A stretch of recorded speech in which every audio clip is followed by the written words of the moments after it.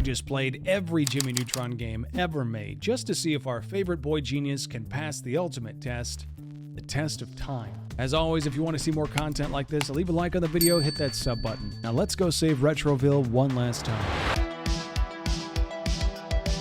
The early 2000s were loaded with amazing animated cartoons like My Life as a Teenage Robot, Fairly Odd Parents, and of course, Jimmy Neutron. When the movie debuted in 2001, I was instantly hooked on our now infamous whippy dip-headed boy genius and watched every episode of the spin-off show as a kid. But it didn't stop there. I had the backpack, I had Goddard, and most importantly, I had the games. One of my favorite things about this time in gaming history is what I like to call the puberty era of video game animation. Throughout the 80s, you had simple but charming games that were colorful but still in the baby stages of what could be. In the early 90s, things ramped up a bit with the release of the Nintendo 64, Sega Genesis, and of course Sony's iconic PlayStation. But around the turn of the century, technology went through growing pains with blocky polygon animations that looked believable, I guess, which led to the movie-inspired video game Jimmy Neutron Boy Genius going through its own share of awkwardness, being the first release in the series. The game doesn't look bad for being 24 years old, but Jimmy's expressionless face and thousand-yard stare made me feel like he knew something.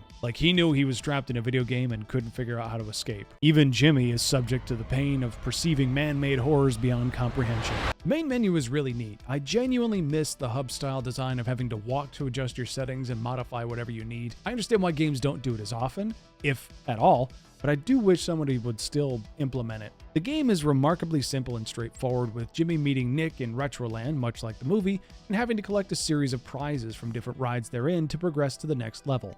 The fun part wasn't just each level, as each one was unique in its own way, but also the implementation of each character giving you a side quest, which added some extra juice to the game's simplicity. One thing I noticed that threw me off a bit was some of the voice actors aren't the original guys. I'm not sure what happened there. Maybe a contract negotiation went wrong and some were able to get out of it, or Nickelodeon just wanted to produce this game as fast as possible, which is arguably more believable given the hype behind the movie and the TV show. Also, some of the levels, although simple in design, were hard. I mean, really hard. It probably shouldn't be, as I'm a fully functioning adult with a nice healthy frontal lobe, but the placement on some of the jumps was ridiculous. I can't imagine anything more infuriating for a kid trying this game for the first time. Overall, this game was a blast. Get it? Especially when I was able to wield a massive ball bat and knock those green eggs and ham inspired aliens into next week. And then my game crashed. So I tried to reboot and progress to the next area, and it crashed again. Even though I saved my game properly, I lost all of my damn progress, which was heartbreaking because that first area was long. Oh well, guess it's back to the lab.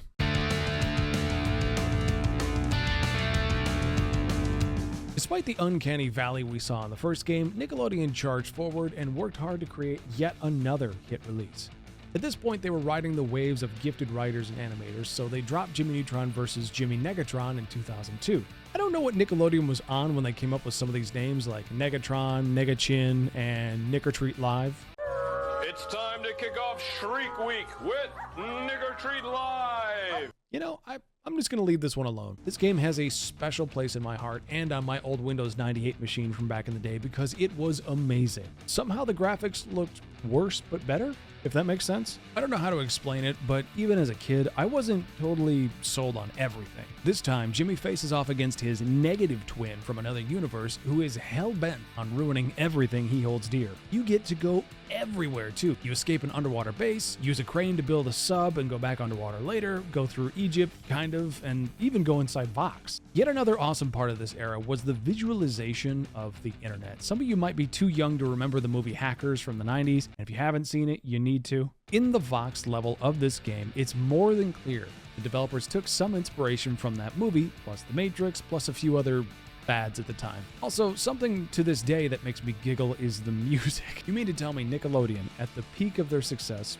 debatable, couldn't afford something that didn't sound like royalty-free garbage? The only good track is the one that plays when you return to Jimmy Negatron's lair.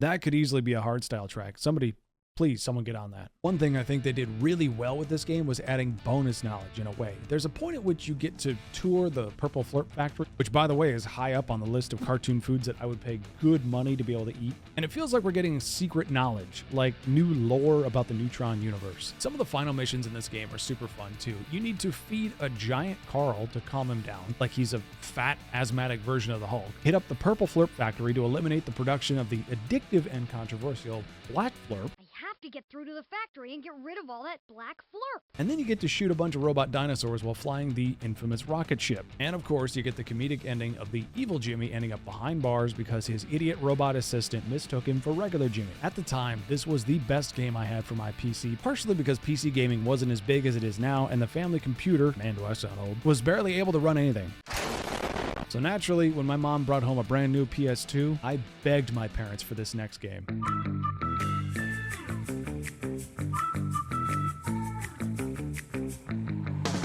Oh yeah, Jet Fusion, the coolest and somehow stupidest spy in the Neutron universe. This game was yet another movie spin-off from Nickelodeon in 2003 that absolutely slapped. I had the original movie on VHS back in the day, and I don't like saying that out loud. It's bad enough that I was born before Facebook even existed. Let's move on. Anyway, existential crisis aside, this game was awesome. Jet Fusion gets trapped by none other...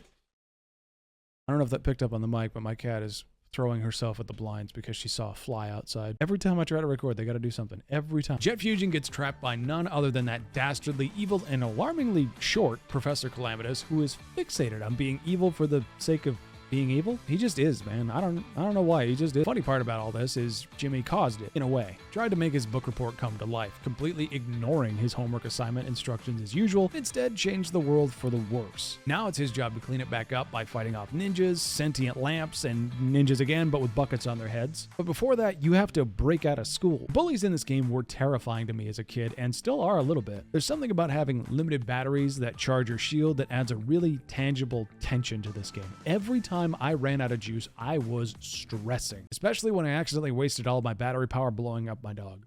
Oops. At this point, Nickelodeon was really onto something. The animations for this game were way better than 2 years ago, and the cutscenes almost looked like actual episodes. As a hardcore fan as a kid, this game was it. You had a laser gun thing, a magnetic wand that blows stuff up, racing, a wrestling minigame, and Goddard talking to you at the slowest pace possible. I get that I should be impressed that he's a talking robot dog that can transform into whatever and activate Jihad Protocol at will, but speed it up. I've got places to be, I've got a world to save, I have a spy to save. Other than that, this game has a lot of great elements to it. You've got mazes and hidden jump spots in school, ninjas everywhere outside with secret treasures and glowing boxes, lanterns that hate you apparently. These things were the worst, by the way, and really pretty graphics considering that this was running on a PS2 back in the day. Also, I was doing some digging in storage the other day and I found these. This is my original Game Boy copy of Jet Fusion, and this, which is not in focus, is the next game we're going to talk about.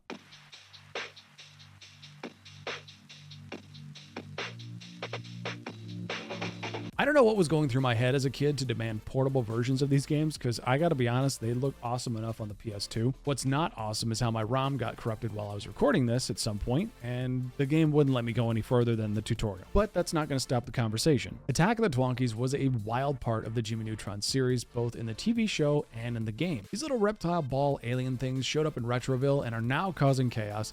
And naturally, this is all Jimmy's fault. Boy, genius my ass. And for the record, they did a great job making these guys look terrifying. Even on the Game Boy, this game was stressful. Something about the PS2 version of this game that annoyed me was, yet again, a slow-talking NPC. In this case, Vox, and the constant interruptions when you pick something up. Look, I get it. It's a kid's game, and not all kids can speed listen or whatever. But again, I got a comet to catch, a city to screw up, and a planet to save. Let's go. Also, the theatrics of the pickup animations is cute, but it gets old very fast. I'm all for celebration dances at the end of a level or after beating a boss, but every time I find something useful, come on guys, just let me play the game. Either way, this game is still pretty damn good, but unfortunately this would be the last mainline game for our favorite boy genius. Despite the insane popularity, DNA Productions, the guys behind the infamous Hi, I'm Paul. and the lesser known Hi, we're Paul. shut down in 2006, and Nickelodeon didn't want to move forward without the original team. Maybe they took notes from Disney when they changed animators halfway through American Dragon Jake Long. Oh, man.